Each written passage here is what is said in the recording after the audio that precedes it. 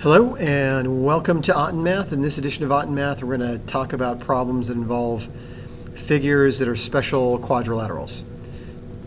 Okay, so number 26 problem is, what is the most descriptive name for the quadrilaterals SQUA and Q primed QA primed, where Q primed is the reflection of Q over the y-axis, so I've written this up, or diagrammed this, and A primed is a reflection of A over the x-axis. So I take A, and then A primed is a reflection over the x-axis. So the first figure is going to be SQUA, and let's just mark up the diagram a little bit further. I have the x-axis here and the y-axis here. So the y-axis is the vertical axis, x-axis is the horizontal axis.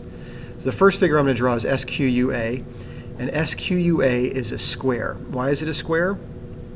It's a square because all sides are congruent. So the distance from Q to U is 7, U to A is 7, A to S is 7, and S to Q is 7. So all sides are congruent, and also all sides are parallel. So I have the QU has a slope of 0. UA is a vertical or undefined slope. QS is undefined as well. SA is 0. So QU is parallel to SA, UA to QS. So I have a parallelogram. All sides are congruent. That could be a rhombus. However, we see that the sides are perpendicular to each other. So in this special case, if I have a slope that's undefined, as in QS, and a slope that is 0, then those two slopes are going to be perpendicular to each other. So SQUA is a square. Okay, next figure, if I combine or connect Q primed QA and A primed, then I've just defined an isosceles trapezoid. I know that QA, the slope of QA, is going to be -1, and I know the slope of Q primed A is -1. So I can say that QA and Q primed A are going to be parallel to each other. So I have now a trapezoid. Then I can see the length from Q prime to Q is going to be 6. The length from A to A primed is also 6 units. So I have two legs of a trapezoid which are congruent. So then I have an isosceles trapezoid. All right, number 27. The diagonals of a quadrilateral are congruent. Exactly one pair of opposite sides are congruent. Prove that two of the triangles formed by the diagonals are going to be isosceles. Right, so let's mark up the diagram.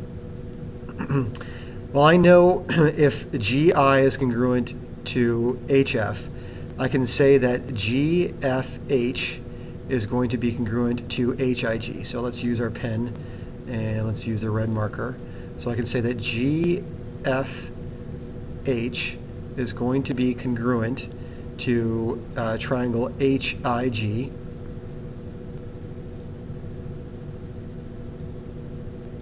By side, side, side. I know the diagonals are congruent here. I know the opposite sides GF and HI are congruent, and I know GH is congruent to itself.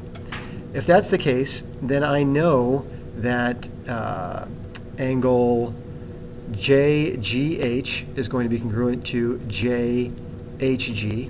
So these angles here, JHG and JGH, congruent. And if that's the case, I know that JG and HJ are also congruent. That means that the angles JGH, GHG are congruent, sides are congruent, and then that also means by subtraction that FJ and JI are going to be congruent.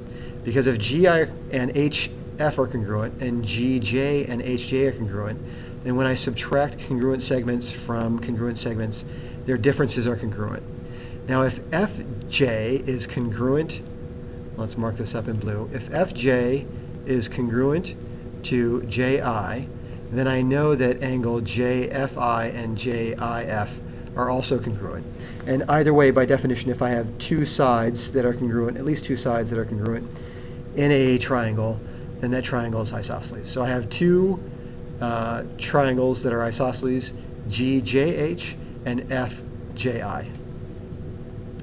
Okay, last problem. Let me put up the definition, or I'm sorry, the two-column proof for you, and I'll leave this up here for a second for you to review.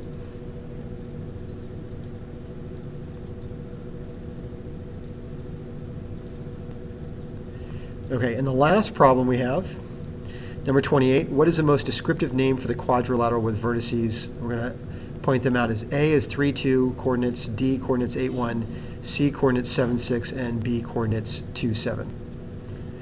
Okay, so ABCD is a parallelogram. And why is it a parallelogram? Well, I have the measure or the slope of AB. So the slope of AB, and let's draw that line, is going to be -5. The slope of CD is also -5. So I have two parallel lines in BA and CD. They both have a slope of -5. Then I also figure out that the slope of BC and AD are the same. They're -1,5. So BC and AD are parallel as well. So I have a parallelogram. Now I can take this further and I can prove that it's actually a special parallelogram, because if I draw the perpendicular, or if I draw the diagonals from B to D and from A to C, I see that the slopes of these diagonals are opposite reciprocals. The slope of A to C is 1. The slope of B to D is -1. So they're opposite reciprocals. They're perpendicular bisectors. Then if I take the midpoint of AC and the midpoint of BD, I see that they're the same. So these diagonals are perpendicular bisectors. Now, if you recall, if I have a parallelogram in which the diagonals are perpendicular bisectors of each other, then I have a rhombus. So this particular figure, the end figure, the most descriptive term, will be a rhombus.